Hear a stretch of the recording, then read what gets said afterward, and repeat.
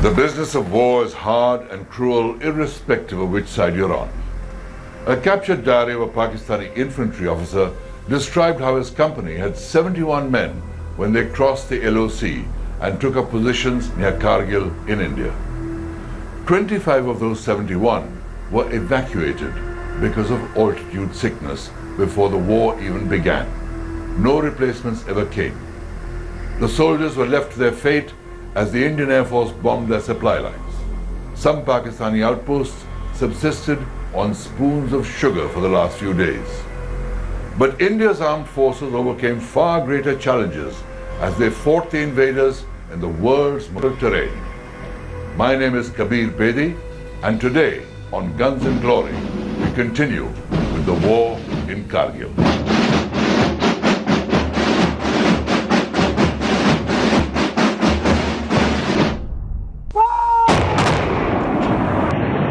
As the Indian Army and Air Force began operations in Kargil, the chief of the Pakistani Army, General Pervez Musharraf, went on an official visit to China. Between May 26th and May 29th, 1999, he had several conversations over the phone with his trusted chief of staff, Lieutenant General Muhammad Aziz.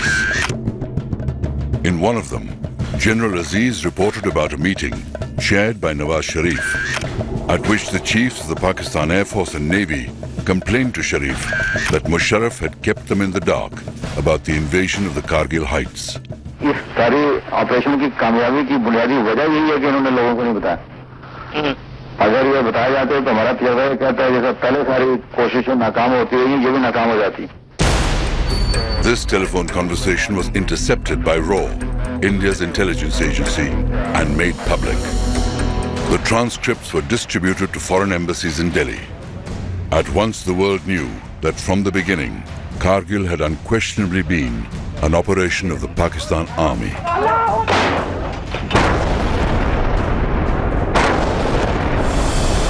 ठीक पीछे पाकिस्तानी घुसपैठी है। वहां से घुसपैठियों को हटाकर सेना के लिए एक बहुत बड़ी चुनौती है। पाकिस्तानी सैनिक। The Kargil war was extensively covered on the ground by both the Indian as well as foreign electronic media. The government of Atal Bihari Vajpayee effectively used the media to convey to the world the level of duplicity that Pakistan was practicing. Access was given to the Indian media by the Vajpayee government, but the focus of the Vajpayee government really was, on the body bags, because they wanted to whip up this passion and frenzy. On the battleground, proof was there to see that those on top of the Kargil heights were no Mujahideen infiltrators, as claimed, but regular Pakistan Army units, following commands issued by their Rawalpindi headquarters. Each deadly thrust up the treacherous terrain of Kargil by the Indian Army was broadcast for the nation to see. मेरे ठीक सामने उस पहाड़ी पर घुसपैठियों ने कब्जा जमा रखा है।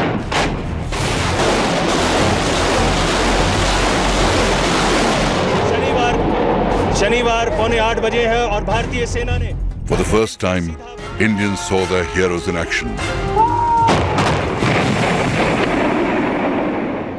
and realized that they too were mortal men of flesh and blood, and it was only a brave death that anointed them with immortality.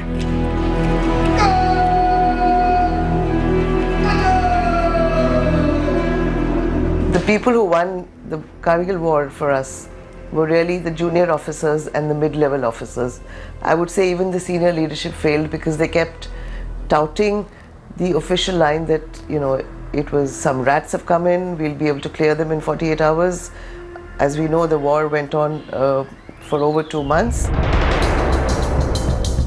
The final assault to capture point 5140 began from different directions. 3 battalions, 1 each from the Garhwal Rifles, Jammu and Kashmir Rifles, and the Naga Regiment were given the task of evicting the Pakistanis. Captain Vikram Batra of the 13 JAK Rifles and his Delta Company were among those tasked with recapturing point 5140. Nicknamed Sher Shah for his unstinting courage, Captain Batra decided to attack from the rear to surprise the enemy. Vikram Batra's company and another company, Bravo company and Delta company, was supposed to go through and climb a vertical cliff face to point, this 5140, which was the most dominating height in that area. From there they could see for miles around. And tackling that was not a joke. They finally assaulted it from the cliff face. They actually crawled up the cliff, and the Pakistanis were so surprised.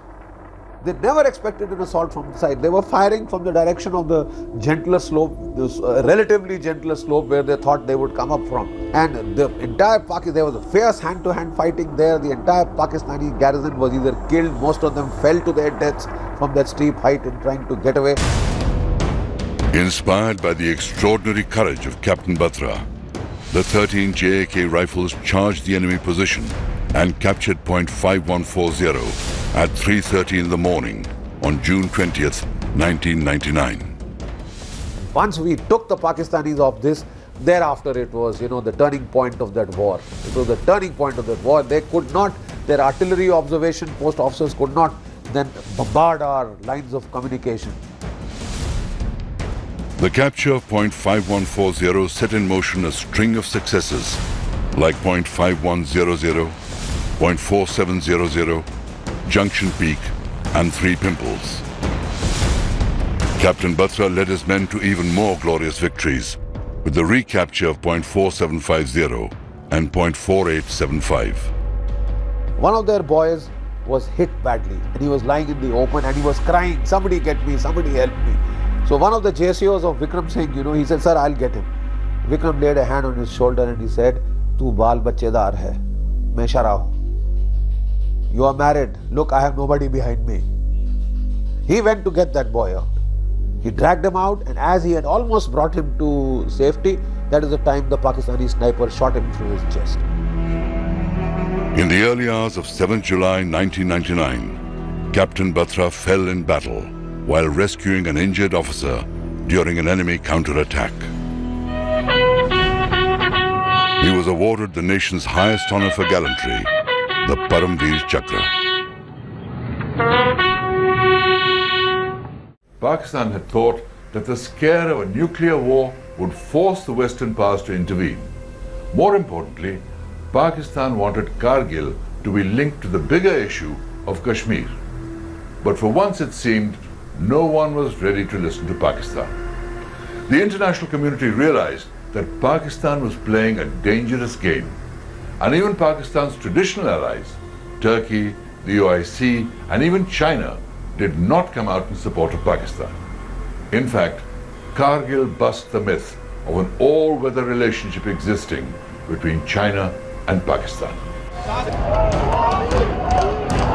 The Prime Minister of Pakistan, Nawaz Sharif, had been trying to get America to come out in support. The Pakistan Foreign Ministry kept up a constant litany of how India was violating the sanctity of the LOC. In my lifetime. But on June 15th, President Bill Clinton urged Nawaz Sharif to pull his troops out of Kargil. In the same statement, President Clinton praised India's restraint in keeping the war localized. The same United States of America, which wasn't looking at this region till 1998 when we went nuclear, had already started contacting the Vajpayee government. On June 17th, the Prime Minister's security advisor, Brajesh Mishra, went to Geneva to meet the G8 leaders and brief them about Kargil. He also handed over a letter from the Indian Prime Minister for the US President.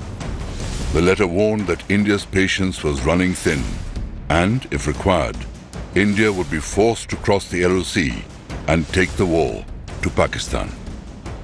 The decision not to cross the line of control, it had lots of pros and cons, and there are lots of people who felt we should have retaliated across the LC. But when we did not retaliate across the LC and we focused the fighting there, the world lost the casus belli to intervene in this conflict. They could not intervene, and we took 2.5 months, but we methodically sorted them out. India's Vajpayee took the stand that we will not violate the line of control and we will not cross the line of control, and a lot of that was done in conjunction with the US. Right from the beginning of the conflict, India had been very clear that it would respond with force. But many measures were taken to deter Pakistan from escalating the conflict into a full-scale war. On May the 20th, even before Indian action on the ground began, the Indian Navy was put on full alert. Naval and Coast Guard aircraft began a continuous surveillance along the western coast. A lot of ships of the Eastern Fleet were brought to the Western Fleet. They sailed out, almost readied themselves to more or less carry out a blockade of, ready to carry out a blockade of Pakistan. You know, choke their harbours at Karachi and elsewhere. And the Pakistanis were shaken.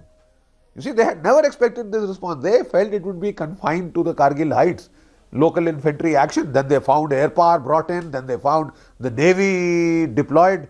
You see, that is what shook them up. Amphibious forces of the Indian Navy from the Andaman Islands in the east were moved to the western seaboard. As the exercise shifted westwards, Pakistan moved all its major warships out of Karachi. It also had to escort oil tankers from the Gulf, anticipating attacks or a blockade by Indian ships, which limited their supplies. Prime Minister Nawaz Sharif later disclosed that at the time, Pakistan had just 6 days of fuel to sustain itself if a full-fledged war had broken out. While the Navy kept a watch on the sea, the fighting in the mountains intensified. But the all-important Tiger Hill still remained in Pakistani hands.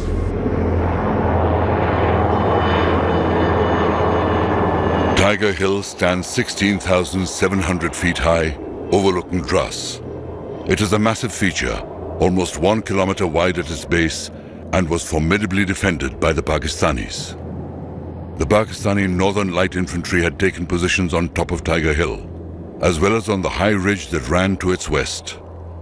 Several peaks south of Tiger Hill had also been occupied by the Pakistani soldiers, and these provided observation points of the surrounding valleys and ridgelines.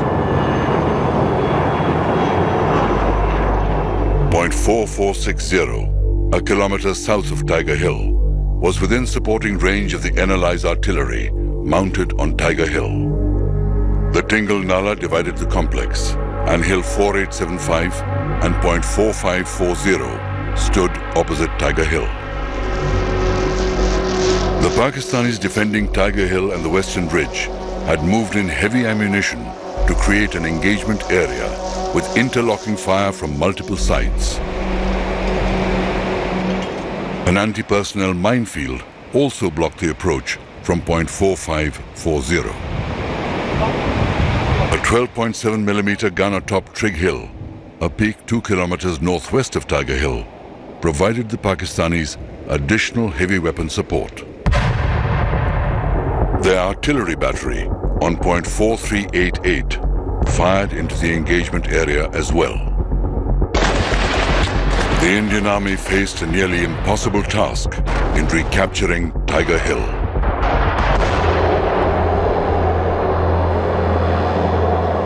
India had captured Point 4460 in late May, and this provided a base to direct fire onto Tiger Hill.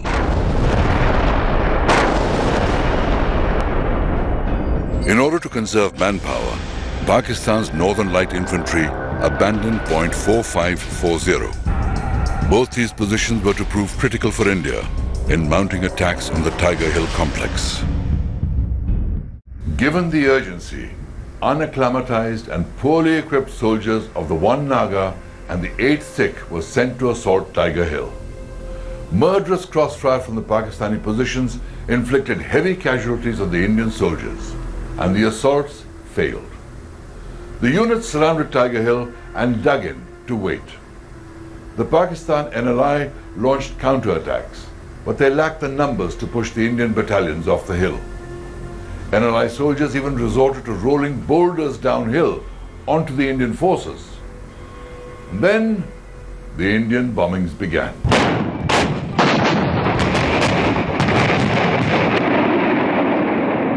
As India's massive bombardment began, it stretched the Pakistani positions to the limit. India continued pounding the forward slopes of Tiger Hill and the ridge. with as many as 1,200 rounds exploding every 5 minutes.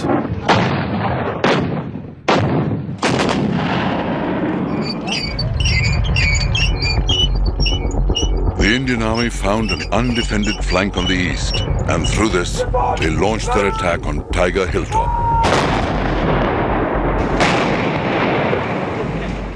At the same time, a small raiding party penetrated Pakistan's line of defense on the western ridge. 25 soldiers of the 18 Grenadiers were ordered to advance and capture Tiger Hill. After scaling the rocks for 3 nights, they were just 50 meters below Tiger Hill when a stone slipped, giving away their position. Seeing this, the enemy opened up heavy machine gun, grenade and rocket fire, and in hand-to-hand fight, the team leader Havaldar Madan Lal and 5 soldiers got killed. But 7 soldiers who were near the Pakistani bunkers could neither advance nor retreat. One of them was Grenadier Yogendra Singh Yadav. Sensing the gravity of the situation, Yogendra Yadav wanted to silence the automatic fire of enemy machine gun which was coming from a bunker by throwing a grenade inside it. He mustered up his courage, crawled up to the bunker and lobbed grenades inside the machine gun bunker and killing 4 Pakistanis in it. Yogendra Singh sustained 15 bullet injuries and was the sole survivor of the 7 soldiers of the 18th Grenadiers who stayed on to fight the Pakistanis. यहाँ पैर में हाथ में गोली मारी, last में उसने यहाँ पे गोली मारी। तो 3 दिन तो हो गए थे पहाड़ी में चलते चलते, पूरी पैंट फट चुकी थी पीछे से। तो पर्स रखा हुआ था यहाँ पर, पर्स में कुदरती तौर पर जो है गिलट के 5-5 रुपए के कई सिक्के थे। जब उसने गोली मारी तो वो सिक्के पे लगी तो रिकोचिट होगी गोली, तो मुझे एहसास लगा कि मैं मर गया। जब उसका दूसरा जवान बंदा साथी जो हमारे साथ पास आया वेपन उठाने के लिए, उसने मेरा AK-47 उठाया और वापस मुड़ा, तो मेरी एकदम आंखें खुली ऐसे जैसे नींद से जगा हूँ।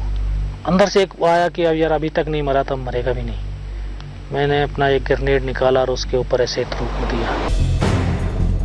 The injured Grenadier Yadav single-handedly kept on fighting and before falling unconscious passed on a vital piece of information.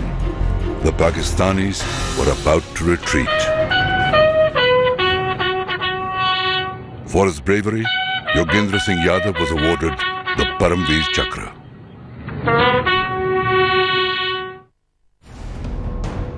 The Pakistani forces had been split in 2. They desperately tried to counterattack to join their lines. On July 8th, facing near certain defeat, the NLI abandoned Tiger Hill, leaving all their dead behind. While most of the Kargil war was fought around Kargil, there was one battle which was fought on the Siachen Glacier. Pakistan's NLI had occupied the Balal post, 19,000 feet high, the highest point that divides Indian and Pakistani positions in Siachen, a height where soldiers have to fight for every breath.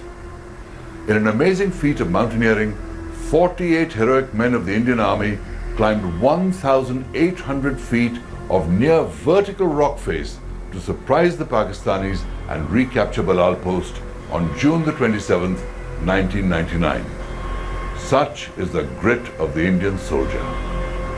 But for the Kargil war to end, Nawaz Sharif had to rush to Washington. On June 27th, Pakistan's army chief announced at a press conference that Prime Minister Nawaz Sharif would shortly be leaving for Washington to meet President Bill Clinton to find a solution to the Kargil crisis. At that time, Nawaz Sharif was in Beijing, meeting the leaders of China. On June 28th, he abruptly ended his China visit and returned to Pakistan.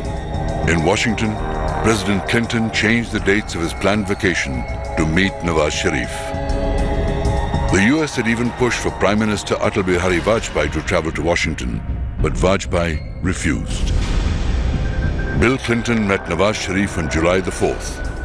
Behind the scenes, Pakistani and US officials sat across the table to hammer out the exact wording for the declaration that would follow. Bill Clinton's national security advisor, Samuel Berger, constantly discussed the wording with Vajpayee's security advisor, Rajesh Mishra, in Washington. In Delhi, Prime Minister Vajpayee waited for President Clinton to call and tell him that Pakistan would withdraw its remaining troops with immediate effect.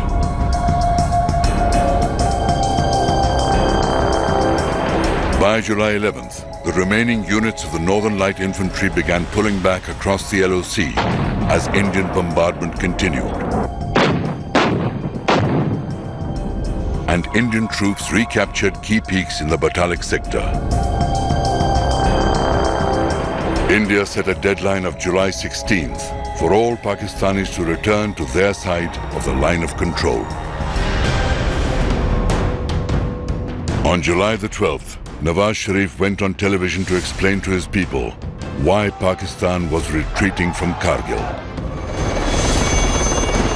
The war in Kargil officially ended on 26 July, but it had far-reaching consequences for the future.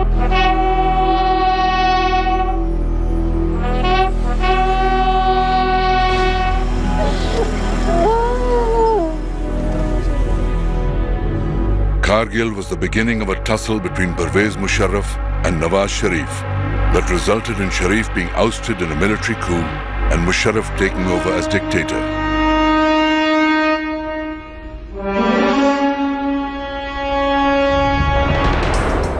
Today, the wheel has turned again, with Nawaz Sharif back in power and Musharraf being tried for treason.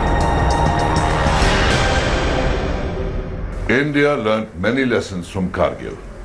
It ushered in long-term changes in the army's deployment and response strategy along the line of control. As the economy boomed, defense spending kept going up year after year. Kargil also made the Bofors guns legendary. And in Kargil, the Indian Air Force wrote the instruction manual for high-altitude air warfare. But war is war. And where there are guns and glory, there is also terrible death and suffering. We end this series with the idealistic hope that there are no more wars and that glory not depend on the barrel of a gun.